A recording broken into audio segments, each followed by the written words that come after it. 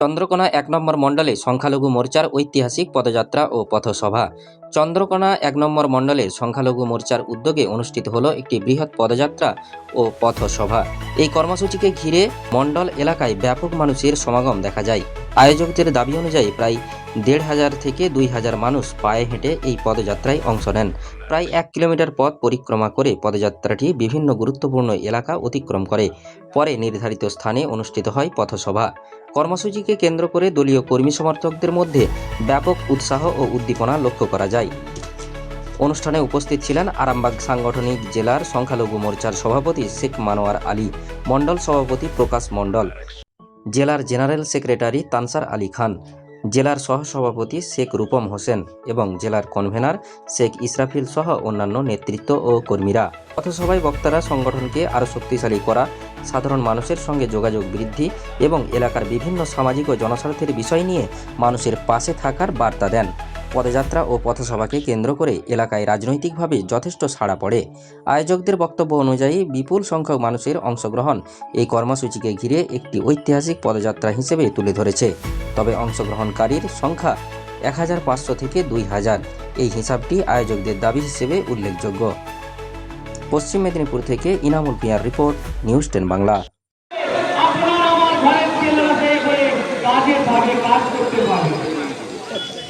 আপনারা বলুন যে অন্য ভান্ডারের ৩,০০০ টাকা আমরা দেখছি এখন যারা ভোট দেয়নি, যে মায়েরা ভোট দেয়নি তারাই ৩,০০০ টাকা পেয়েছে, যারা ভোট দিয়েছে তারা এখন পর্যন্ত টাকা পায়।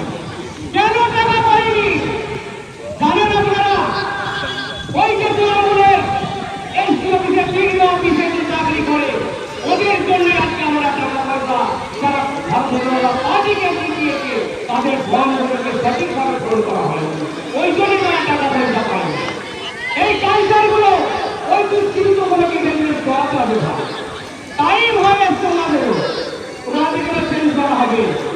ওনাদের সময় হয়ে আসছে, সেই নীতি সেই কাটমানি এরা ভুলতে পারছে না।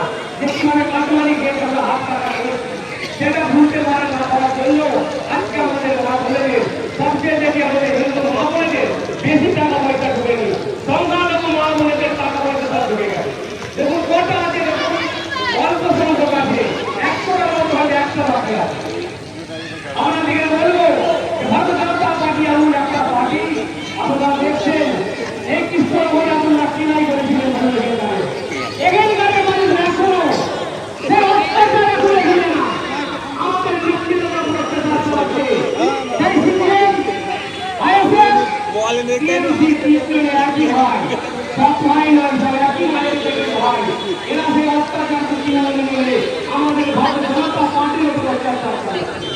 সাবধান হয়ে যাও, হুঁশিয়ার হও, নাহলে কিন্তু হয় চলার জন্য পা থাকবে না, আপনাদেরকে রাঙাগুলি দিয়ে চলতে হবে। সাবধান হয়ে যাবে। আমাদের ছেলে ভারতীয় জনতা পার্টি একটা কার্যকর্তার জায়গায় হাত করে আমরা পাইবে ছেড়ে দেওয়া। আপনারা দেখেছেন এখানে যে দুর্নীতি করেছে, এই রাস্তার ধারে যারা দুর্নীতি করে ভয় করেছে সরকারি জায়গায়, আগামী দিনে দেখে বলবে যারা আসছে রাস্তা পরিষ্কার করার জন্য সমস্ত কোনো ভয় করা হবে না। আপনারা দেখে চলেছেন ঘাটালে কি অবস্থা হয়েছে, এখানেও হবে। এখানে বড় বড় নেতা যারা বাবার টাকাতে ঘরে করে বসে আছে, একটা ঘরে বাড়ি করবে না, সমস্ত ঘরকে মাটির লেভেলে করে দেওয়া হবে। আপনারা তৈরি থাকুন, আপনাদের অবস্থা হয়ে আসছে।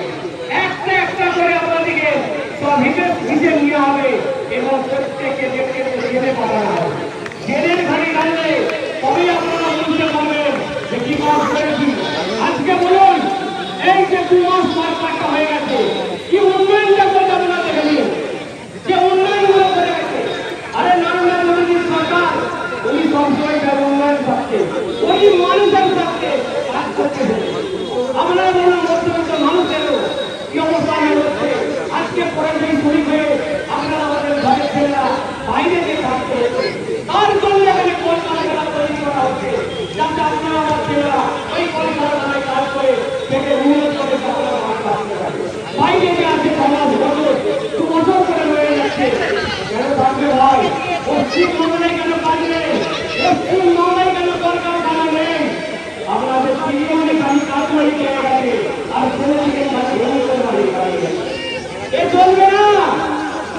খাবো না, না খাইয়ে দেবো না। নরেন্দ্র মোদীর পোস্টটা জানেন তো? না খাবো না খেতে দেবো। সোজা পথে চলে ভাই, একদম টাকা পয়সা দেওয়া যাবে না। ভারতীয় জনতা পার্টির সরকার নিজে আদর্শ যদি আপনাকে যদি বুঝতে পারেন ভারতীয় জনতা পার্টি কি, তখন আপনার বেশি ঘুরে আসবে। আজকে সমস্ত ভাইরা যে টিএমসিকে যেইভাবে ভোট দিয়ে আসছিলেন, আগামী দিনগুলো সেই টিএমসি আমাদের দেখতে চাই আপনাদের কাছ থেকে। আমি মাইক থেকে আপনাদের বলে যাচ্ছি, যেভাবে বিজেপি একটা ভোট পায়নি সেই বুঝেছে, সেই বুঝে যেন কোনো প্রার্থী যেন না ভোট পায়, শুধু যেন বিজেপি পায়, এইটাই আপনাদের কাছে বলে যাবো। নাহলে কিন্তু ভাই খারাপ হয়ে যাচ্ছে। আমরা কিন্তু বলি এখন বলি আপনারা সাথে আসুন, আপনারা 5 টাকা নিয়ে আসবেন, আমরা 20 টাকা দিয়ে যাবো। এইটাই ভারতীয় জনতা পার্টি, এটা ভারতীয় জনতা তালিকা। আপনারা সবসময় সাথে আছে, আপনারা বলুন কারণ কোনো অসুবিধা হলে কেমন পর্যন্ত কোনো মামলের ঘটনা দেখতে গেছে আজকে সরকারের সঙ্গে মামলের ঘটনা আর দিদির মধ্যে রেখে দিয়ে দিল 10,000 টাকা রেখে দিয়ে দিল। এখন লজ্জা লাগে পশ্চিমবাংলার মহিলা ধরে মহিলাদের ইজ্জতের দাম হচ্ছে 10,000 টাকা। আর সেই মহিলারাই কি করে দিদিমণিকে ভোট দিয়ে দিল ওই 1,000 টাকা। আরে আমাদের প্রধানমন্ত্রী নরেন্দ্র মোদী আমাদের 3,000 টাকা দেবে, যুব ভাতার টাকা দিয়ে হবে, প্রত্যেকের জন্য টাকা আছে। আপনারা দিয়ে আসুন, আপনারা কাজ করুন। ভারতীয় জনতা পার্টি যে উন্নয়নমূলক কাজ প্রত্যেকের বাড়ি বাড়ি পৌঁছে দিতে হবে। ভারতীয় জনতা পার্টি আজকে বলুন পিএম কিষাণ যে টাকাটা 6,000 টাকা ছিল সেটাকে 12,000 টাকা করে দেওয়া হয়েছে। আপনারা জানেন?